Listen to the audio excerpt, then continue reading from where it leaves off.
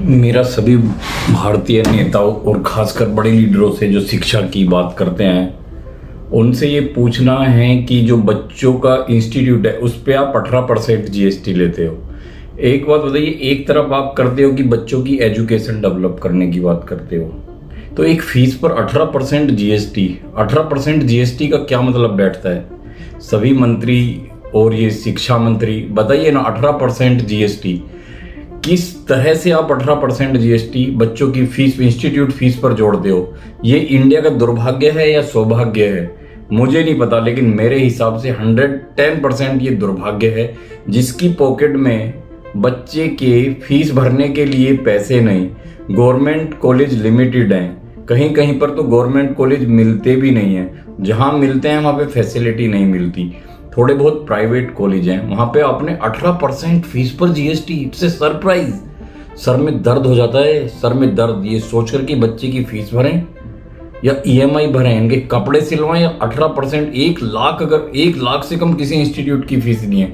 अगर 10th और 12th की मिनिमम फीस बता रहा हूँ मैं, बिल्कुल मतलब गिरा हुआ इंस्टीट्यूट होगा, उसकी 1 लाख रुपए फीस है, उस पर 18% जीएसटी, 18,000 रुपये हो गई। योगी जी, मोदी जी और केजरीवाल जी, तुम तो बड़े उसके चिल्ला कर बात करते हो, शिक्षा मंत्री ये शिक्षा वो। मेरी आपसे कोई शिकायत नहीं है, जस्ट मेरा आपसे ये पूछना है और ये मेरे को आंसर दीजिए कि 18% जीएसटी का एजुकेशन के ऊपर क्या महत्व बैठता है? आप ऐसा क्या करते हो एजुकेशन के लिए?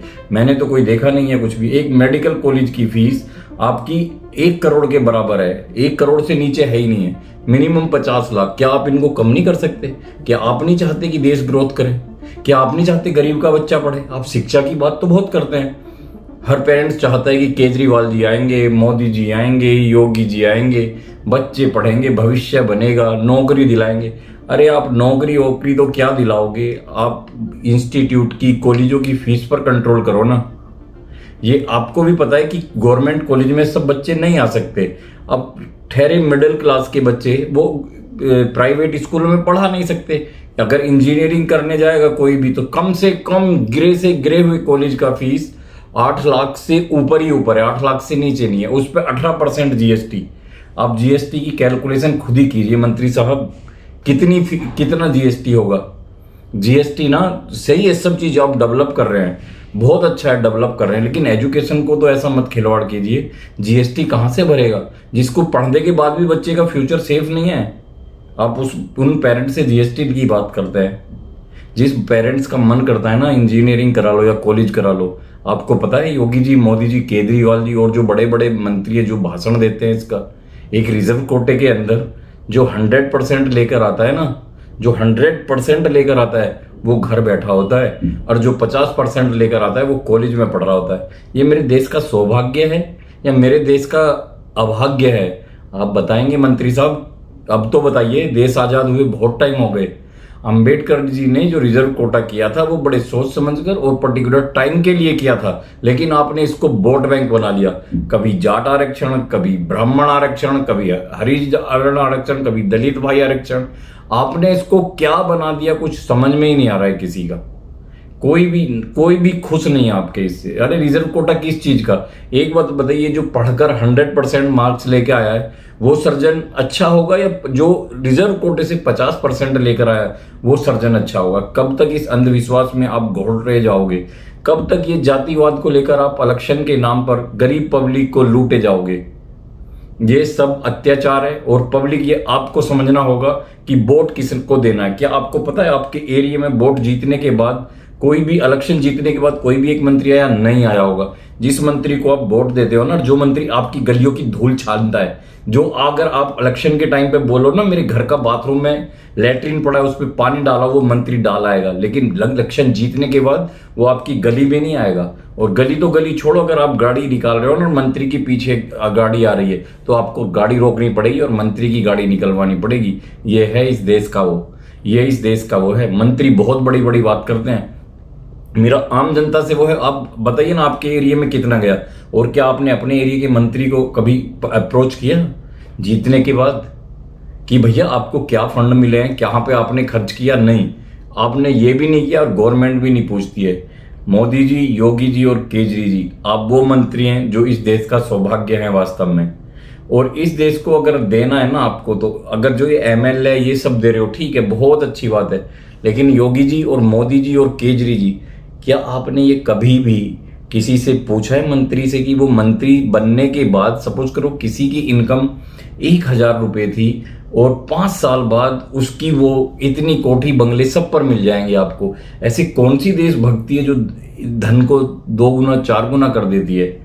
मोदी जी, ये मेरे से आपसे रिक्वेस्ट है, इस करप्शन को कुछ तो रोकिएगा। आपने बहुत अच्छा काम किया है और आप बहुत हद तक देश को ले भी गए हैं एक सेफ सिक्योरिटी साइड में, और करप्शन की तरफ से आपने हटा भी दिया है।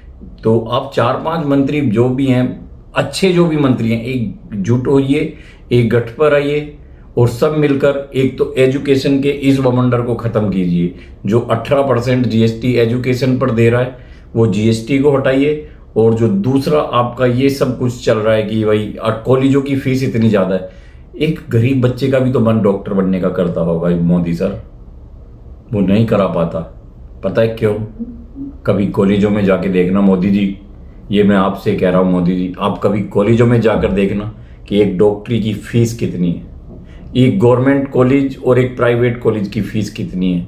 क्या गवर्नमेंट कॉलेज की भी फीस एक आम आदमी नहीं भर सकता? मोदी जी, आपको 10 साल होने वाले हैं मोदी जी। अगर आपने अभी देश की शिक्षा के लिए नहीं कुछ किया ना, तो इस देश का ये सौभाग्य होगा, नहीं दुर्भाग्य होगा। ये दुर्भाग्य होगा अगर आप आज भी कुछ नहीं करके गए, क्योंकि ऐसे मंत्री बार बार नहीं मिलते। और मोदी जी, ये जनता जो है ना, आपको वोट देती है, आपके नाम को वोट देती है, आपके काम को वोट देती है। अगर आपने ये नहीं किया ना, तो बीजेपी को कोई वोट नहीं देगा। दिल्ली में MCD हारे हैं, अब की बार यूपी का नंबर ना हो। योगी जी, आपसे अनुरोध है, इतने कॉलेज बना दीजिएगा, इतने कॉलेज और फ्री की एजुकेशन ऐसी कर दीजिएगा कि मेरा यूपी ना नंबर 1 यूपी हो पढ़ाई के मामले में। तब तो है योगी के नाम की ताली, नहीं तो सब हैं जोगी खाली। ऐसा नहीं है योगी जी, एक बार तो आइए, शिक्षा की घंटी बजाइए, फिर मेरे देश के बच्चों को देखिएगा, दूर दूर तक जाकर बैल बजाएंगे। ऐसा नहीं है, मेरे बच्चों के अंदर बहुत टैलेंट है योगी जी।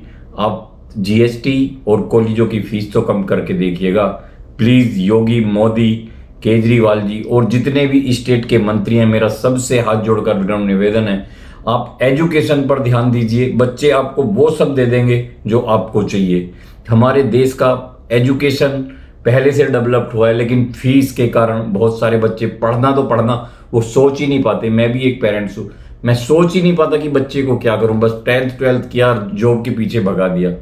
ये मेरा आपसे फिर से अनुरोध है योगी, मोदी और सभी मंत्री, मैं सबको नहीं जानता, मैं इतना पॉलिटिक्स में हूं भी नहीं और घुसना भी नहीं जानता। आपसे रिक्वेस्ट है, कॉलेजों की फीस कम कीजिए और GST कम कीजिए, देश की ग्रोथ ऑटोमेटिक हो जाएगी। बस आप ये 2 काम कर देखिए। थैंक यू योगी जी, मोदी जी, सभी मंत्री को मेरा नमस्कार।